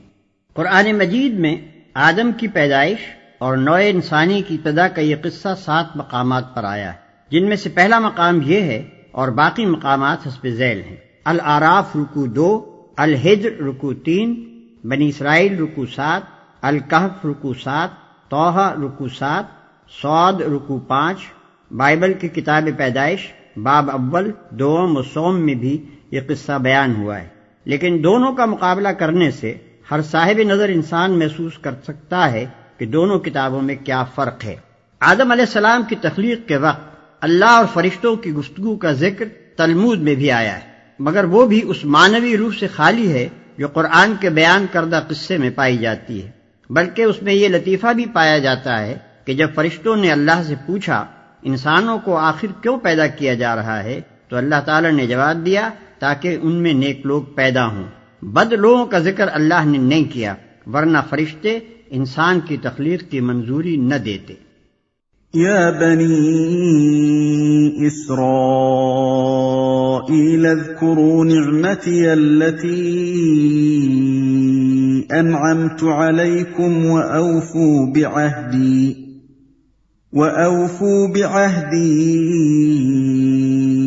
أوف بعهدكم وإياي فارهبون۔ اے بنی اسرائیل، ذرا خیال کرو میری اس نعمت کا جو میں نے تم کو عطا کی تھی۔ میرے ساتھ تمہارا جو عہد تھا اسے تم پورا کرو، تو میرا جو عہد تمہارے ساتھ تھا اسے میں پورا کروں، اور مجھی سے تم ڈرو۔ اے بنی اسرائیل۔ اسرائیل کے معنی ہیں عبداللہ یا بندہ خدا۔ یہ حضرت یعقوب کا لقب تھا جو ان کو اللہ تعالیٰ کی طرف سے عطا ہوا تھا۔ وہ حضرت اسحاق علیہ السلام کے بیٹے اور حضرت ابراہیم علیہ السلام کے پوتے تھے، انہی کی نسل کو بنی اسرائیل کہتے ہیں۔ پچھلے 4 رکوعوں میں تمہیدی تقریر تھی جس کا خطاب تمام انسانوں کی طرف عام تھا۔ اب یہاں سے 14ویں رکوع تک مسلسل ایک تقریر اس قوم کو خطاب کرتے ہوئے چلتی ہے جس میں کہیں کہیں عیسائیوں اور مشرکین عرب کی طرف بھی کلام کا رخ پھر گیا ہے، اور موقع موقع سے ان لوگوں کو بھی خطاب کیا گیا ہے جو حضرت محمد صلی اللہ علیہ وسلم کی دعوت پر ایمان لائے تھے۔ اس تقریر کو پڑھتے ہوئے حسب ذیل باتوں کو خاص طور پر پیش نظر رکھنا چاہیے۔ اولاً اس کا منشا یہ ہے کہ پچھلے پیغمبروں کی امت میں جو تھوڑے بہت لوگ ابھی ایسے باقی ہیں جن میں خیر و صلاح کا عنصر موجود ہے، انہیں اس صداقت پر ایمان لانے اور اس کام میں شریک ہونے کی دعوت دی جائے جس کے ساتھ محمد صلی اللہ علیہ وسلم اٹھائے گئے تھے۔ اس لیے ان کو بتایا جا رہا ہے کہ یہ قرآن اور یہ نبی وہی پیغام اور وہی کام لے کر آیا ہے جو اس سے پہلے تمہارے انبیاء اور تمہارے پاس آنے والے صحیفے لائے تھے۔ پہلے یہ چیز تم کو دی گئی تھی تاکہ تم آپ بھی اس پر چلو اور دنیا کو بھی اس کی طرف بلانے اور اس پر چلانے کی کوشش کرو، مگر تم دنیا کی رہنمائی تو کیا کرتے، خود بھی اس ہدایت پر قائم نہ رہے اور بگڑتے چلے گئے۔ تمہاری تاریخ اور تمہاری قوم کی موجودہ اخلاقی و دینی حالت خود تمہارے بگاڑ پر گواہ ہے۔ اب اللہ نے وہی چیز دے کر اپنے ایک بندے کو بھیجا ہے اور وہی خدمت اس کے سپرد کی ہے۔ یہ کوئی بیگانہ اور اجنبی چیز نہیں ہے، تمہاری اپنی چیز ہے، لہذا جانتے بوجھتے حق کی مخالفت نہ کرو بلکہ اسے قبول کر لو۔ جو کام تمہارے کرنے کا تھا مگر تم نے نہ کیا، اسے کرنے کے لیے جو دوسرے لوگ اٹھے ہیں ان کا ساتھ دو۔ ثانیاً اس کا منشا عام یہودیوں پر حجت تمام کرنا اور صاف صاف ان کی دینی و اخلاقی حالت کو کھول کر رکھ دینا ہے۔ ان پر ثابت کیا جا رہا ہے کہ یہ وہی دین ہے جو تمہارے انبیاء لے کر آئے تھے۔ اصول دین میں سے کوئی ایک چیز بھی ایسی نہیں ہے جس میں قرآن کی تعلیم تورات کی تعلیم سے مختلف ہو۔ ان پر ثابت کیا جا رہا ہے کہ جو ہدایت تمہیں دی گئی تھی اس کی پیروی کرنے میں اور جو رہنمائی کا منصب تمہیں دیا گیا تھا اس کا حق ادا کرنے میں تم بری طرح ناکام ہوئے ہو۔ اس کے ثبوت میں ایسے واقعات سے استشہاد کیا گیا ہے جن کی تردید وہ نہ کر سکتے تھے۔ پھر جس طرح حق کو حق جاننے کے باوجود وہ اس کی مخالفت میں سازشوں، وسوسہ اندازیوں، کج بحثیوں اور مکاریوں سے کام لے رہے تھے، اور جن ترکیبوں سے وہ کوشش کر رہے تھے کہ کسی طرح محمد صلی اللہ علیہ وسلم کا مشن کامیاب نہ ہونے پائے، ان سب کی پردہ دری کی جا رہی ہے، جس سے یہ بات عیاں ہو جاتی ہے کہ ان کی ظاہری مذہبیت محض ایک ڈھونگ ہے جس کے نیچے دیانت اور حق پرستی کے بجائے ہٹ دھرمی، جاہلانہ عصبیت اور نفس پرستی کام کر رہی ہے، اور حقیقت میں وہ یہ چاہتے ہی نہیں ہیں کہ نیکی کا کوئی کام پھل پھول سکے۔ اس طرح اتمام حجت کرنے کا فائدہ یہ ہوا کہ ایک طرف خود اس قوم میں جو صالح عنصر تھا اس کی آنکھیں کھل گئیں، دوسری طرف مدینے کے عوام پر اور بالعموم مشرکین عرب پر ان لوگوں کا جو مذہبی و اخلاقی اثر تھا وہ ختم ہو گیا، اور تیسری طرف خود اپنے آپ کو بے نقاب دیکھ کر ان کی ہمتیں اتنی پست ہو گئیں کہ وہ اس جرأت کے ساتھ کبھی مقابلے میں کھڑے نہ ہو سکے جس کے ساتھ ایک وہ شخص کھڑا ہوتا ہے جسے اپنے حق پر ہونے کا یقین ہو۔ ثالثاً، پچھلے 4 رکوعوں میں نوع انسانی کو دعوت عام دیتے ہوئے جو کچھ کہا گیا تھا اسی کے سلسلے میں ایک خاص قوم کی معین مثال لے کر بتایا جا رہا ہے کہ جو قوم خدا کی بھیجی ہوئی ہدایت سے منہ موڑتی ہے اس کا انجام کیا ہوتا ہے۔ اس توضیح کے لیے تمام قوموں میں سے بنی اسرائیل کو منتخب کرنے کی وجہ یہ ہے کہ دنیا میں صرف یہی ایک قوم ہے جو مسلسل 4000 برس سے تمام اقوام عالم کے سامنے ایک زندہ نمونہ عبرت بنی ہوئی ہے۔ ہدایت الہی پر چلنے اور نہ چلنے سے جتنے نشیب و فراز کسی قوم کی زندگی میں رونما ہو سکتے ہیں وہ سب اس قوم کی عبرتناک سرگزشت میں نظر آ جاتے ہیں۔ رابعاً، اس سے پیروان محمد صلی اللہ علیہ وسلم کو سبق دینا مقصود ہے کہ وہ اس انحطاط کے گڑھے میں گرنے سے بچیں جس میں پچھلے انبیاء کے پیرو گر گئے۔ یہودیوں کی اخلاقی کمزوریوں، مذہبی غلط فہمیوں اور اعتقادی و عملی گمراہیوں میں سے ایک ایک کی نشاندہی کر کے اس کے بالمقابل دین حق کے مقتضیات بیان کیے گئے ہیں تاکہ مسلمان اپنا راستہ صاف دیکھ سکیں اور غلط راہوں سے بچ کر چلیں۔ اس سلسلے میں یہود و نصارہ پر تنقید کرتے ہوئے قرآن جو کچھ کہتا ہے اس کو پڑھتے وقت مسلمانوں کو نبی صلی اللہ علیہ وسلم کی وہ حدیث یاد رکھنی چاہیے جس میں آپ نے فرمایا ہے کہ تم بھی آخر کار پچھلی امتوں ہی کی روش پر چل کر رہو گے، حتیٰ کہ اگر وہ کسی گوہ کے بل میں گھسے ہیں تو تم بھی اسی میں گھسو گے۔ صحابہ نے پوچھا، یا رسول اللہ صلی اللہ علیہ وسلم، کیا یہود و نصارہ مراد ہیں؟ آپ نے فرمایا، اور کون؟ نبی اکرم صلی اللہ علیہ وسلم کا یہ ارشاد محض ایک توبیخ نہ تھا بلکہ اللہ کی دی ہوئی بصیرت سے آپ یہ جانتے تھے کہ انبیاء کی امتوں میں بگاڑ کن کن راستوں سے آیا اور کن کن شکلوں میں ظہور کرتا رہا ہے۔ وَآمِنُوا بِمَا أَنزَلْتُ مُصَدِّقًا لِمَا مَعَكُمْ وَلَا تَكُونُوا أَوَّلَ كَافِرٍ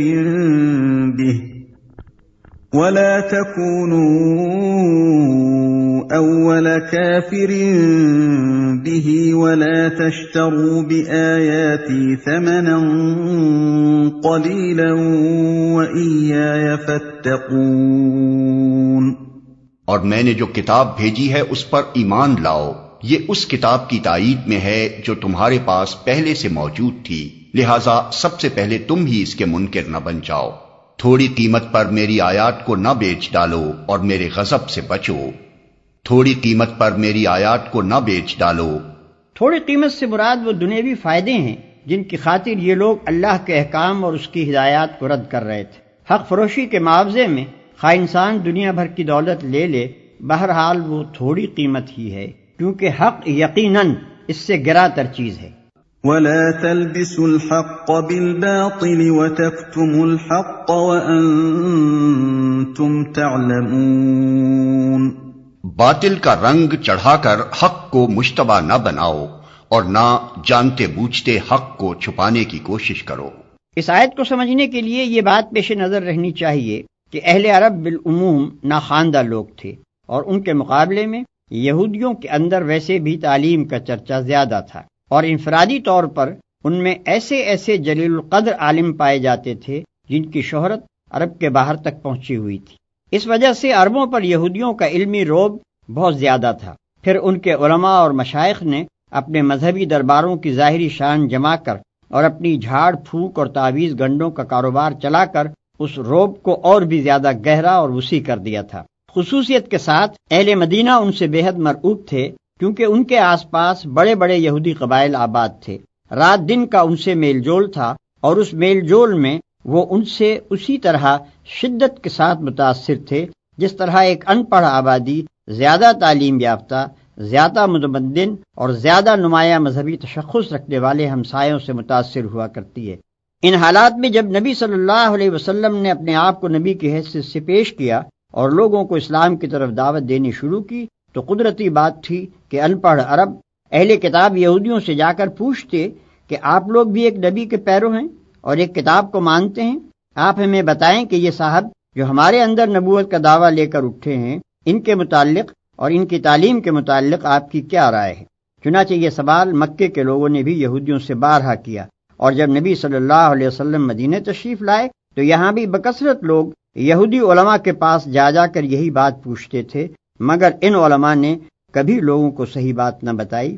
ان کے لیے یہ کہنا تو مشکل تھا کہ وہ توحید جو محمد صلی اللہ علیہ وسلم پیش کر رہے ہیں غلط ہے، یا انبیاء اور کتب آسمانی اور ملائکہ اور آخرت کے بارے میں جو کچھ آپ کہہ رہے ہیں اس میں کوئی غلطی ہے، یا وہ اخلاقی اصول جن کی آپ تعلیم دے رہے ہیں ان میں سے کوئی چیز غلط ہے۔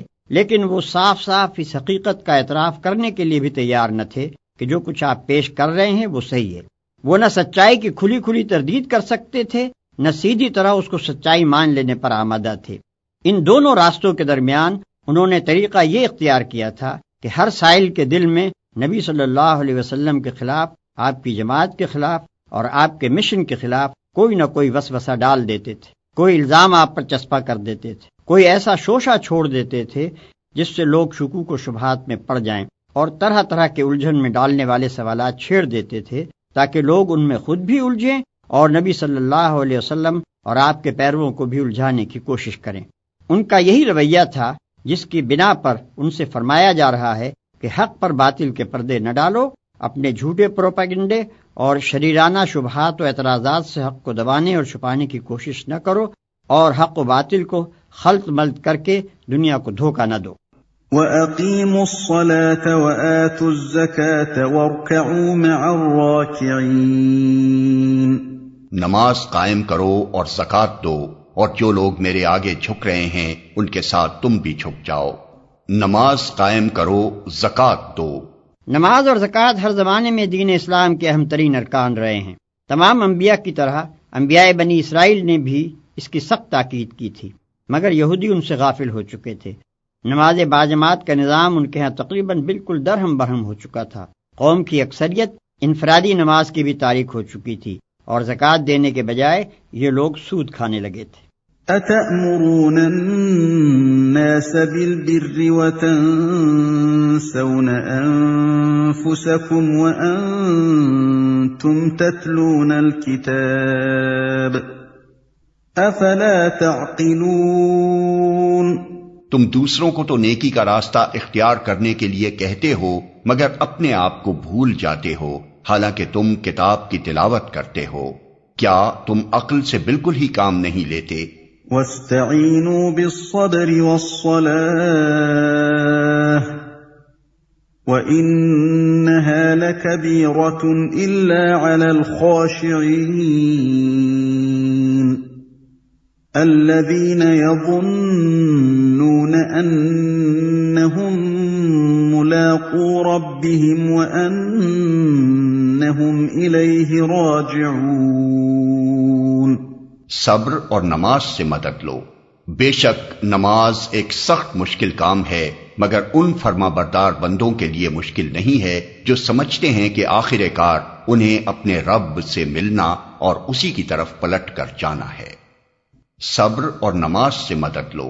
یعنی اگر تمہیں نیکی کے راستے پر چلنے میں دشواری محسوس ہوتی ہے تو اس دشواری کا علاج صبر اور نماز ہے. ان دو چیزوں سے تمہیں وہ طاقت ملے گی جس سے یہ راہ آسان ہو جائے گی. صبر کے لغوی معنی روکنے اور باندھنے کے ہیں، اور اس سے مراد ارادے کی وہ مضبوطی، عزم کی وہ پختگی اور خواہشات نفس کا وہ انضباط ہے جس سے ایک شخص نفسانی ترغیبات اور بیرونی مشکلات کے مقابلے میں اپنے قلب و ضمیر کے پسند کیے ہوئے راستے پر لگاتار بڑھتا چلا جائے. ارشاد الہی کا مدعا یہ ہے کہ اس اخلاقی صفت کو اپنے اندر پرورش کرو اور اس کو باہر سے طاقت پہنچانے کے لیے نماز کی پابندی کرو. انہیں اپنے رب سے ملنا اور اسی کی طرف پلٹ کر جانا ہے. یعنی جو شخص خدا کا فرما بردار نہ ہو اور آخرت کا عقیدہ نہ رکھتا ہو، اس کے لیے تو نماز کی پابندی ایک ایسی مصیبت ہے جسے وہ کبھی گوارا ہی نہیں کر سکتا. مگر جو برضا و رغبت خدا کے آگے سر اطاعت خم کر چکا ہو اور جسے یہ خیال ہو کہ کبھی مر کر اپنے خدا کے سامنے جانا بھی ہے، اس کے لیے نماز ادا کرنا نہیں بلکہ نماز کا چھوڑنا مشکل ہے. یا بنی اسرائیل اذکروا نعمتی التي انعمت علیکم وانی فضلتکم علی العالمین. اے بنی اسرائیل، یاد کرو میری اس نعمت کو جس سے میں نے تمہیں نوازا تھا، اور اس بات کو کہ میں نے تمہیں دنیا کی ساری قوموں پر فضیلت عطا کی تھی. یہ اس دور کی طرف اشارہ ہے جبکہ تمام دنیا کی قوموں میں ایک بنی اسرائیل کی قوم ہی ایسی تھی جس کے پاس اللہ کا دیا ہوا علم حق تھا اور جسے اقوام عالم کا امام و رہنما بنا دیا گیا تھا تاکہ وہ بندگی رب کے راستے پر سب قوموں کو بلائے اور چلائے. واتقوا يوما لا تجزي نفس عن نفس شيئا ولا يقبل منها